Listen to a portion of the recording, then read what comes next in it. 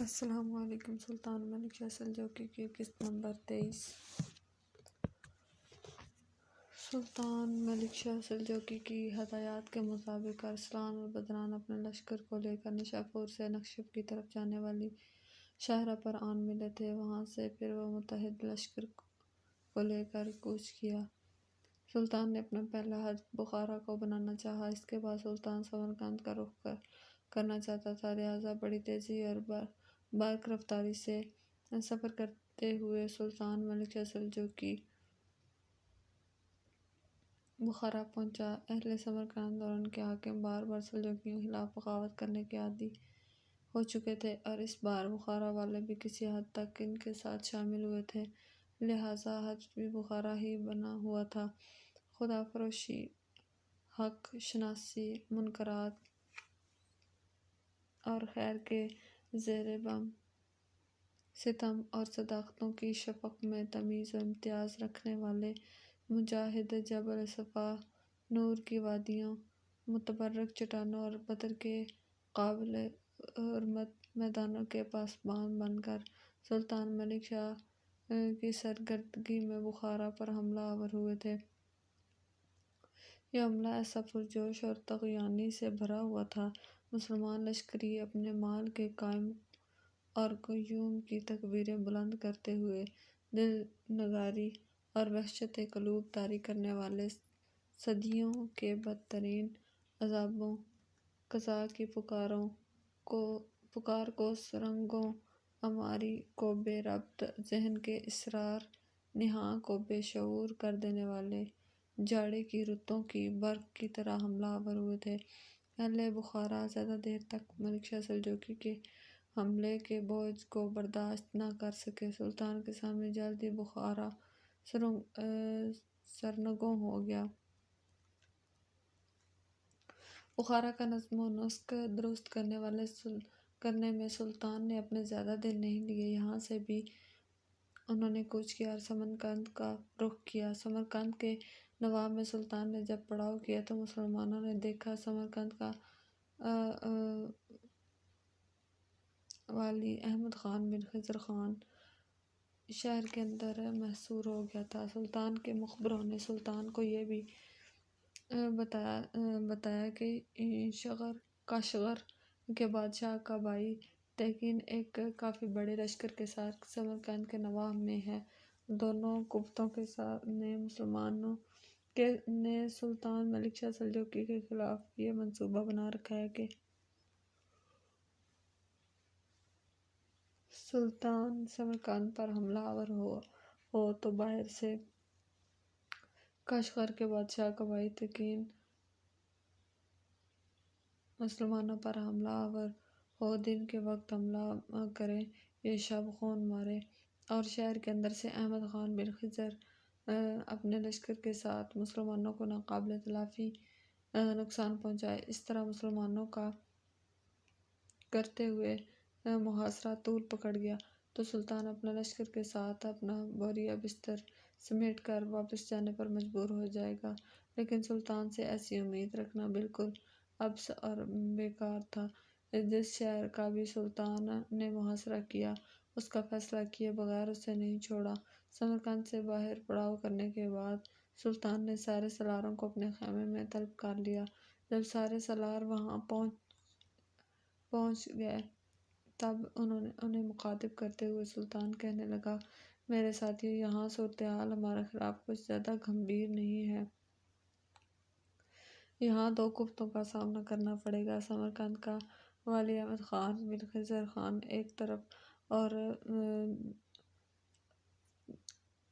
Kashgar کے بادشاہ کے بھائی تیقین کا لشکر ہے۔ ان دونوں نے یقیناً آپس میں اتفاق کر رکھا ہوگا، جب ہم شہر پر حملہ آور ہوں گے تو ہماری پشت کی طرف سے تیقین یا تو حملہ آور ہو کر ہمیں نقصان پہنچائے گا یا شب خون مار کر ہماری طاقت، ہماری قوت کو نقصان پہنچانے کی کوشش کرے گا۔ اسی دوران شہر سے احمد خان اپنے لشکر کے ساتھ نکل کر ہمارے لیے نقصان کا باعث بنے گا، لیکن ہم انہیں ایسی کارروائی نہیں کرنے دیں گے۔ ارسلان بیٹے، میں چاہتا ہوں سب سے پہلے تیقین سے نپٹا جائے۔ میرے خیال میں برس کو ساتھ لے کر یہاں تک ان پر حملہ آور ہو یا اس پر شب خون مارو۔ اس کو بھگانے اور پسپا کرنے کے بعد سمرقند کے والی احمد خان سے نپٹنا ہمارے لیے کافی آسان اور سہل ہو جائے گا۔ سلطان ملک شاہ سلجوقی جب خاموش ہوا تو ارسلان اسے مخاطب کر کے کہنے لگا، سلطان محترم، یہاں سمرقند سے باہر آپ کے پاس زیادہ قوت رہنی چاہیے۔ میرے پاس کوئی بڑا اور طاقتور لشکر نہ بھی ہوا تو میں تیقین کے ساتھ شب خون کا قصہ کھیلتے ہوئے اسے تھکا ماروں گا، لیکن یہاں سمرقند کے نواب میں تجربہ کاروں سالاروں کے علاوہ ایک خاصے بڑے لشکر کی ضرورت ہے، لہٰذا میں آپ سے گزارش کروں گا بدران اور بسط دونوں کو آپ اپنے پاس رکھیں۔ میں ان سے چھوٹے سالار عثمان کو اپنے ساتھ رکھ لیتا ہوں اور مجھے امید ہے میں عثمان کے ساتھ تیقین کی ساری قوت کو پاش کر کے رکھ دوں گا۔ تھوڑی دیر کے لیے ارسلان رکا، پھر دوبارہ وہ ملک شاہ سلجوقی کو مخاطب کرتے ہوئے کہہ رہا تھا، سلطان محترم، عثمان پہلے بھی کئی بار میرے ساتھ رہتے ہوئے اپنی کارکردگی سے مجھے مطمئن کر چکا ہے۔ جہاں اس میں کسی شہر کا والی ہونے کی بہترین صلاحیت، وہاں یہ جنگ کا وسیع تجربہ بھی رکھتا ہے اور دشمن پر ضرب لانے کا ہنر رضائی بھی ہے۔ ارسلان رکا، پھر وہ دوبارہ اپنے ملک شاہ سلجوقی کو مخاطب کرتے ہوئے کہہ رہا تھا، سلطان محترم، میں ایسا اس بنا پر کہہ رہا ہوں کہ سمرقند سے باہر ہماری قوت طاقت خوب استوار ہونی چاہیے۔ میں بدران اور بخت کو اس لیے آپ کے ساتھ بھیجنا چاہتا ہوں کہ یہ دونوں جنگ کا وسیع تجربہ رکھتے ہیں۔ میں اگر کشغر کے بادشاہ کو ساتھ الجھ جاتا ہوں، اس کا اور میرا ٹکراؤ طول پکڑ جاتا ہے، تو کم از کم میری غیر موجودگی میں بدران اور بخت دونوں وہی کردار ادا کر سکیں گے جو میں آپ کے ساتھ طے کر رہا ہوں۔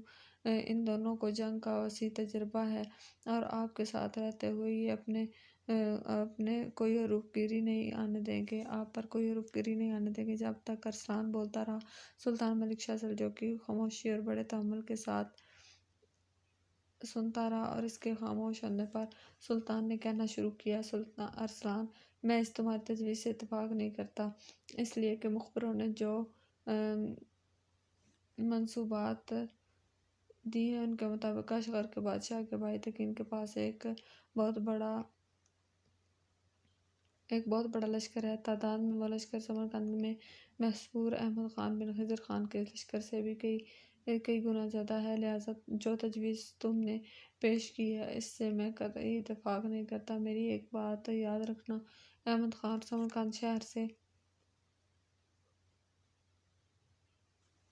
باہر نکل کر مجھ پر حملہ آور ہونے کی کبھی اور کسی بھی صورت اور جسارت نہیں کرے گا۔ بیٹے، میں جانتا ہوں جو کچھ تم کر رہے ہو اور یہ مجھ سے وفاداری اور جانساری کی بنا پر کر رہے ہو، لیکن بیٹے، جنگ میں حقیقتوں کو سامنے رکھتے ہوئے فیصلے کرنے چاہیے۔ عثمان ایک اچھا سالار ہے، ماضی میں اس نے تمہارے ساتھ کام بھی کیا ہے، لیکن بدران اور بخت اس بات پر ہیں، پھر جو لشکر تمہارے حوالے کیا جائے گا وہ لشکری عثمان کی نسبت بدران اور بخت سے زیادہ مانوس ہے، ان کے اشاروں پر کام کرنے کا تجربہ بھی رکھتے ہیں۔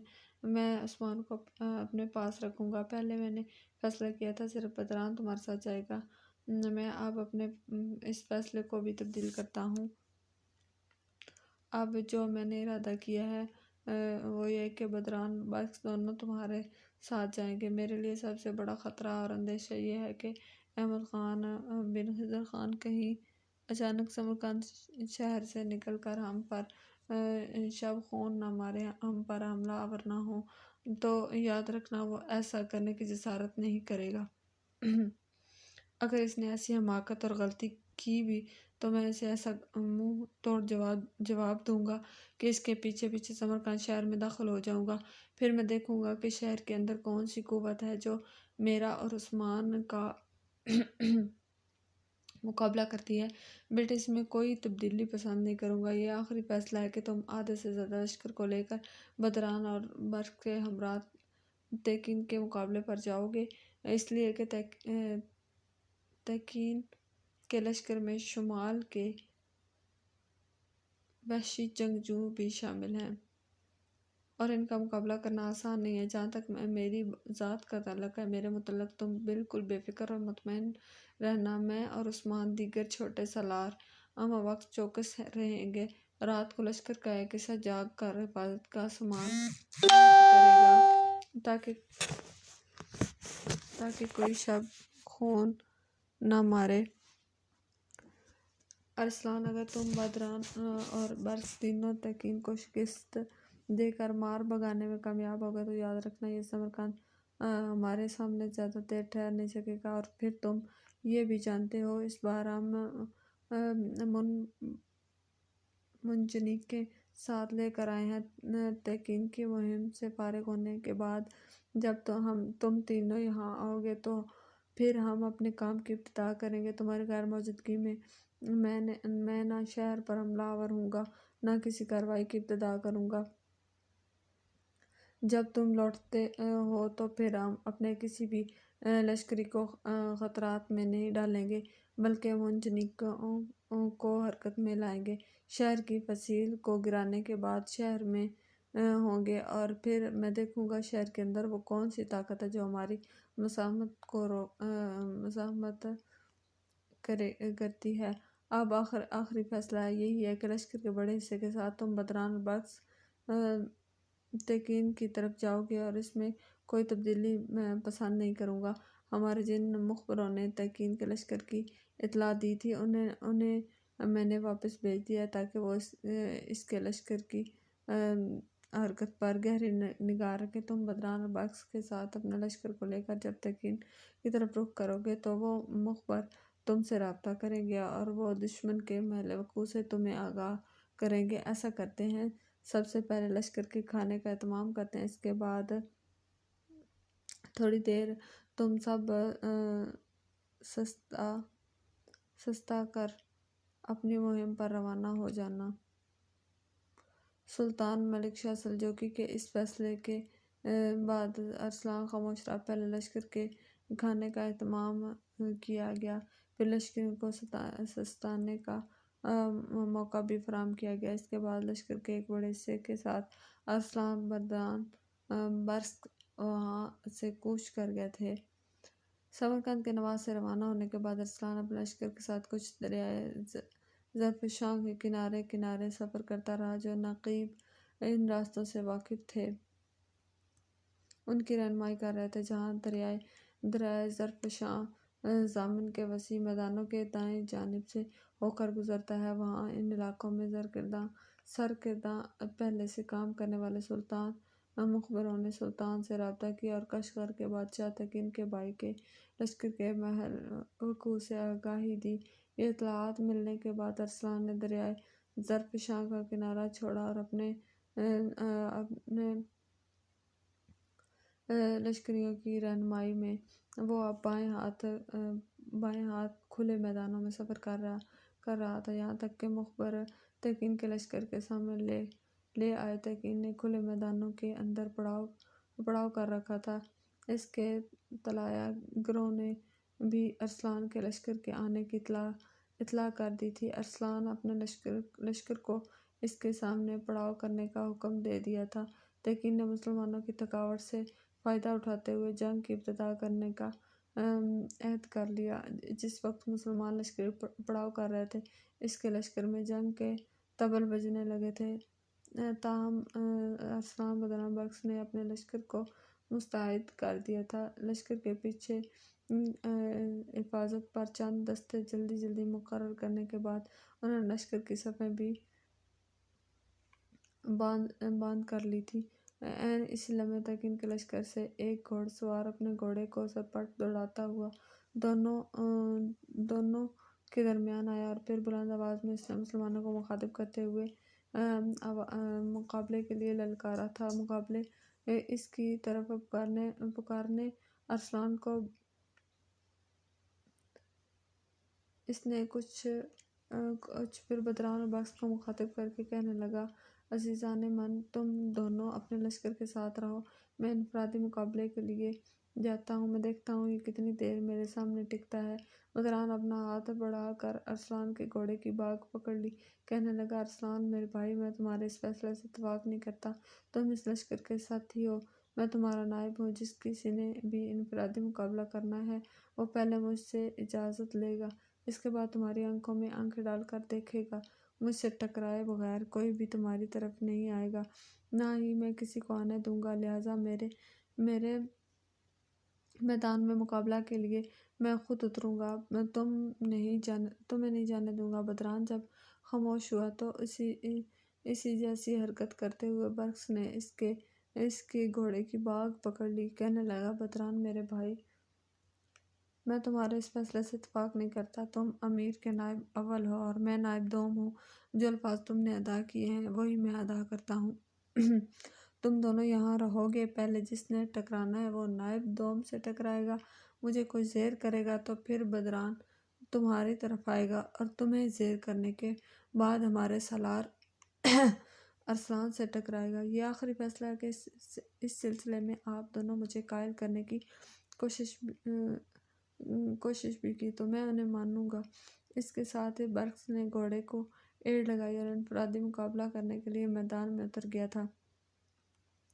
دشمن کے سوار کے سامنے جب برقس گیا تو وہاں اس نے اپنے گھوڑے کو روکا، موقع پر دشمن کی طرف سے انفرادی مقابلے کے لیے اترنے والے نے برقس کو مخاطب کیا، مقابلہ شروع کرنے سے قبل ذرا اپنا نام تو کہو اور یہ بھی کہو کہ مسلمانوں میں تمہاری حیثیت کیا ہے۔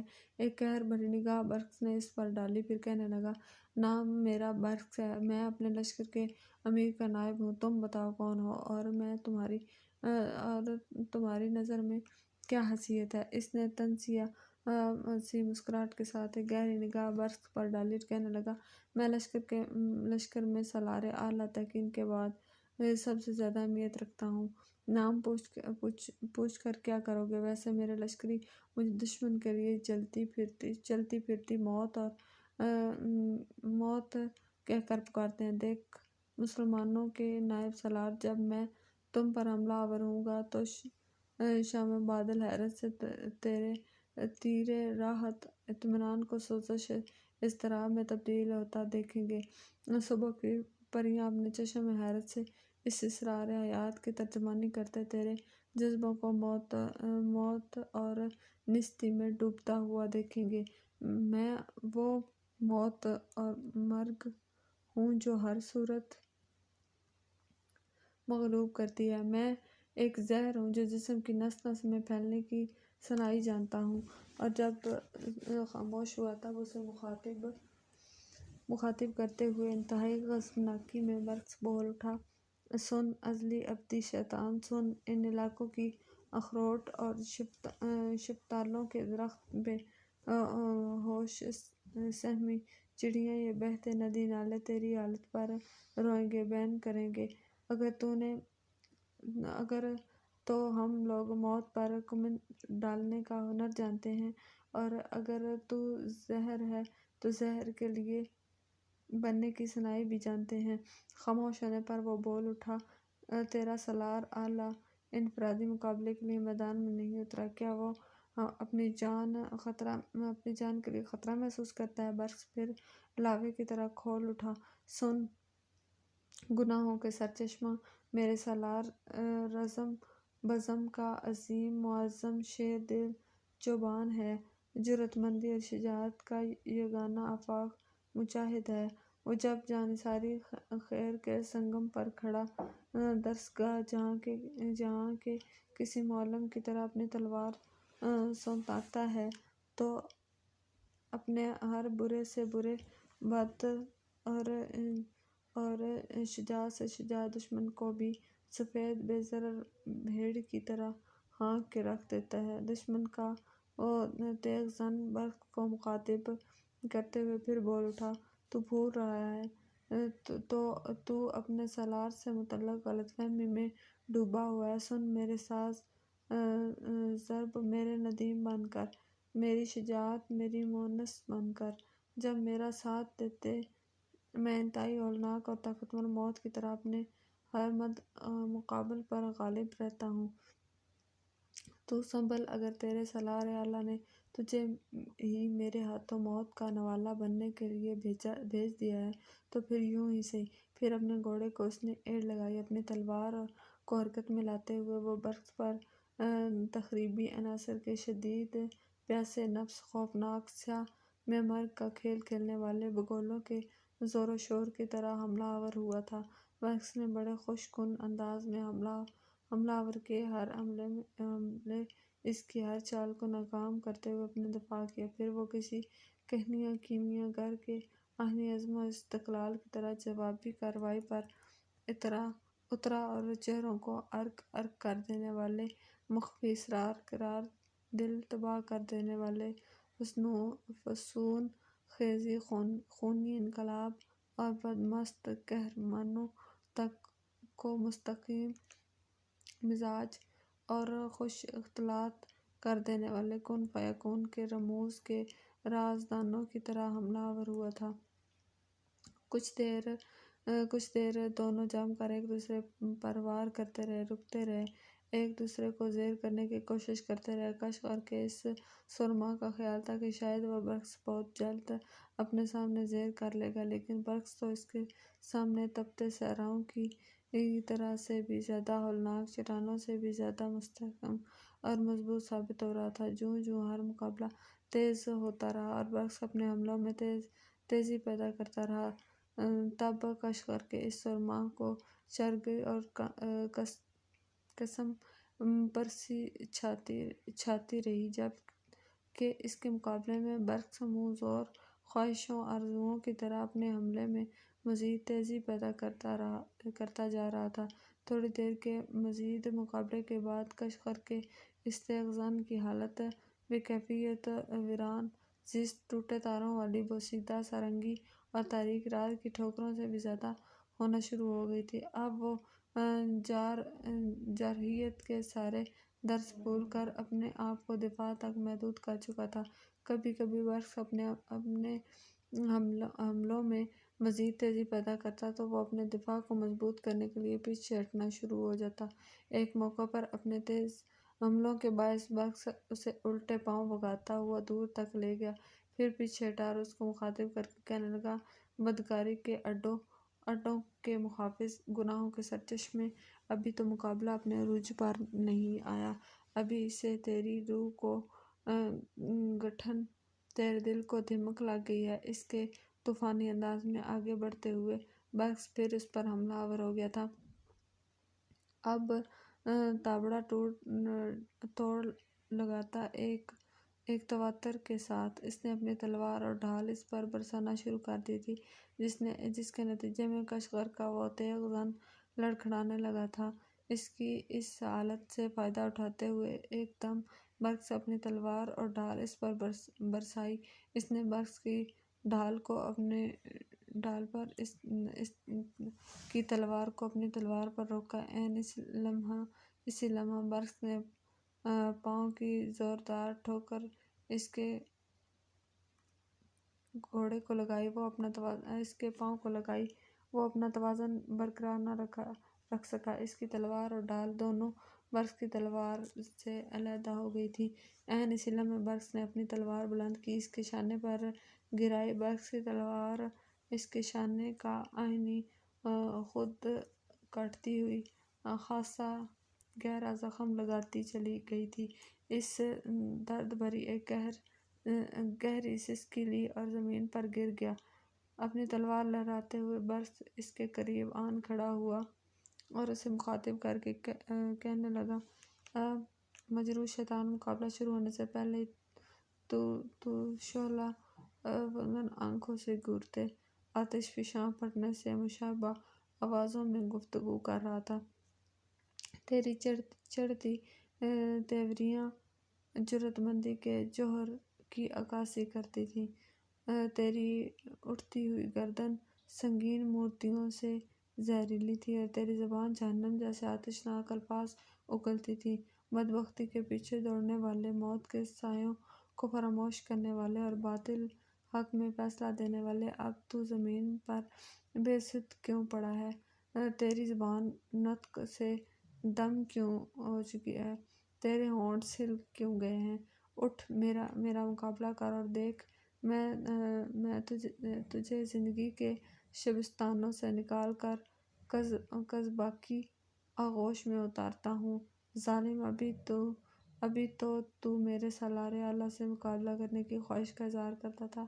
قسم خداوند قدوس کی، اگر میرا سالار اعلیٰ تیرے ساتھ انفرادی مقابلہ کرتا تو وہ عالم خود فراموشی تیرے خلاف ایسے باغیانہ ہنگامے کھڑے کرتا کہ تو اپنے چاروں طرف فضاؤں میں وحشت محسوس کرتا۔ میرا سالار ستاروں کی مانند ایک ایسی حقیقت ہے جو ظلمت شب کے پردوں سے نمودار ہو کر شعاعی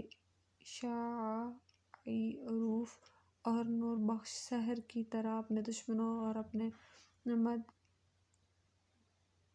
گفتہ کی خاموشیوں اور نیستی کی صداؤں میں ڈبو دیتا ہے۔ میں تجھے ایک بار پھر اٹھ کر قسمت آزمائی کا موقع دیتا ہوں۔ تیری تلوار، تیری ڈھال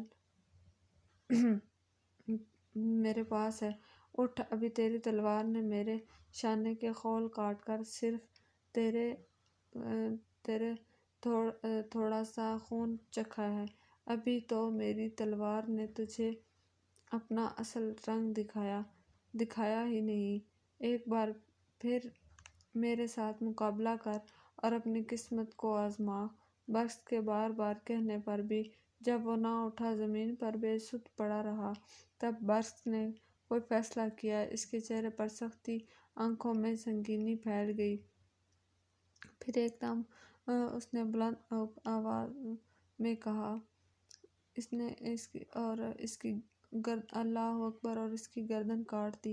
مرنے والے کے گھوڑے کی باگیں پکڑتے ہوئے برکس اپنے گھوڑے پر سوار ہوا اور اپنے لشکر کی طرف واپس ہو لیا۔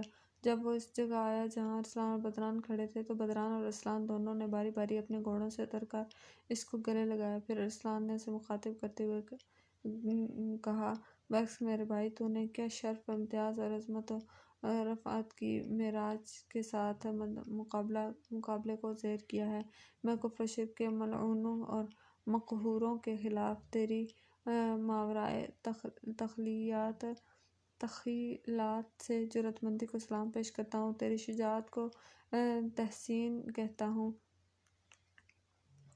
ارسلان کے بعد بدران نے بھی اس کی کامیابی اور کامرانی پر اسے مبارکباد دی۔ ارسلان دونوں کو مخاطب کرتے ہوئے کہنے لگا، میرے عزیز بھائی، دونوں اپنے اپنے لشکر کے سامنے چلے جاؤ۔ میں خود جنگ کی ابتدا کرنا چاہتا ہوں اور تیقن کو بتانا چاہتا ہوں کہ مسلمانوں کا مقابلہ کرنا اور ان کے علاقوں پر حملہ آور ہو کر قبضے کے خواب دیکھنا آسان نہیں ہے۔ اس کے ساتھ ہی بدران دائیں جانب اپنے لشکر کے سامنے چلا گیا تھا اور بائیں جانب کا جو لشکر حصہ تھا اس کے سامنے برکس کھڑا ہو گیا۔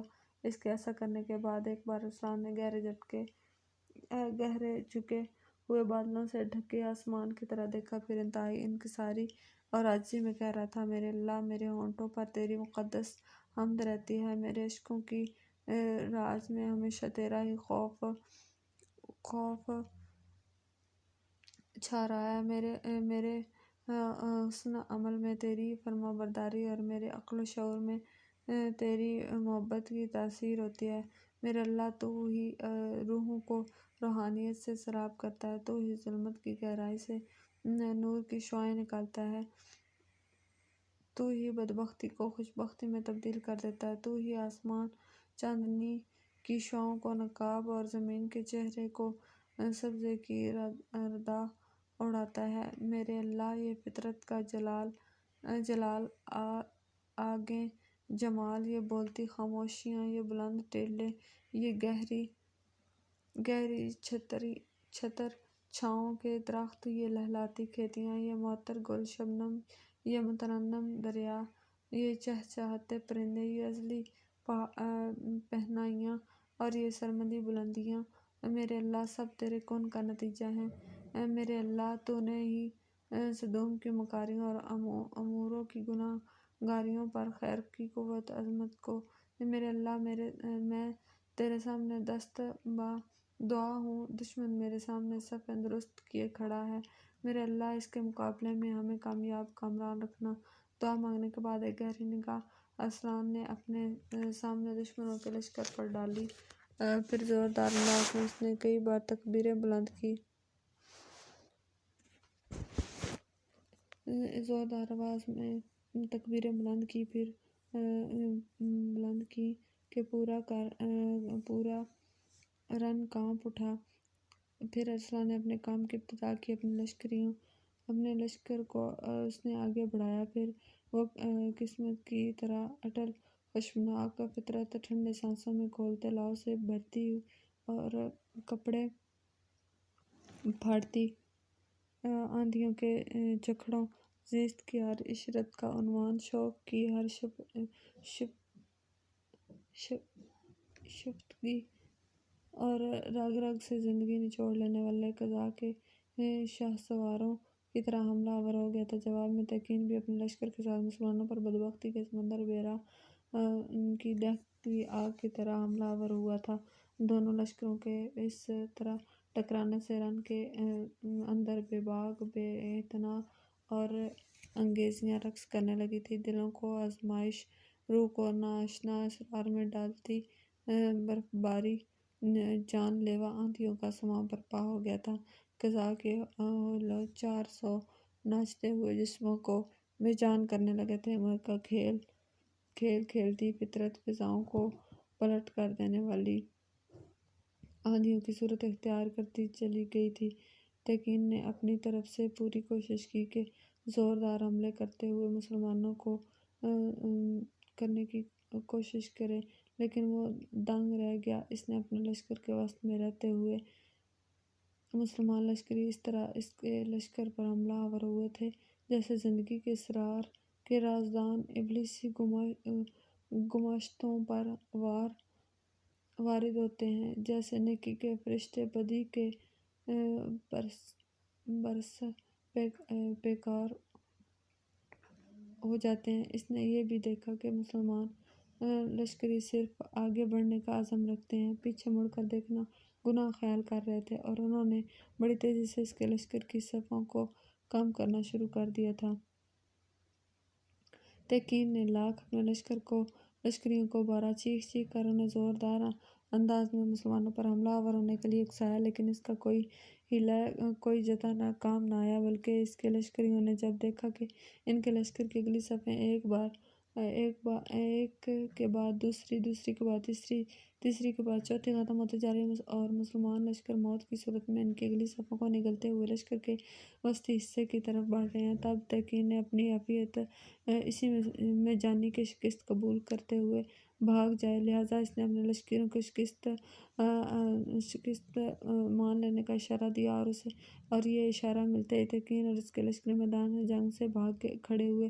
ارسلان بدرانہ بخت نے کچھ دور تک بڑے خوفناک انداز میں ان کا تعاقب کیا۔ جب تیقین اس شاہراہ پر چڑھ گیا جو ان میدانوں سے کاشغر کی طرف جاتی تھی، تب ارسلان نے اپنے لشکر کو لے کر لوٹ آیا۔ تیقین کے پڑاؤ کی ہر چیز پر اس نے قبضہ کر لیا، جنگ میں زخمی ہونے والوں کی دیکھ بھال کی۔ اس کے بعد وہ واپس سمرقند کا رخ کر رہا تھا۔ السلام علیکم۔ سلطان ملک شاہ سلجوقی کی قسط نمبر 23۔ سلطان ملک شاہ سلجوقی کی ہدایات کے مطابق ارسلان اور بدران اپنے لشکر کو لے کر نشاپور سے نکشف کی طرف جانے والی شاہراہ پر آن ملے تھے۔ وہاں سے پھر وہ متحد لشکر کو لے کر کوچ کیا۔ سلطان نے اپنا پہلا ہدف بخارا کو بنانا چاہا۔ اس کے بعد سلطان سمرقند کا رخ کرنا چاہتا تھا، لہٰذا بڑی تیزی اور بارق رفتاری سے سفر کرتے ہوئے سلطان ملک شاہ سلجوقی بخارا پہنچا۔ اہل سمرقند اور ان کے حاکم بار بار سلجوقیوں کے خلاف بغاوت کرنے کے عادی ہو چکے تھے، اور اس بار بخارا والے بھی کسی حد تک ان کے ساتھ شامل ہوئے تھے، لہٰذا ہدف بھی بخارا ہی بنا ہوا تھا۔ خدا فروشی، حق شناسی، منکرات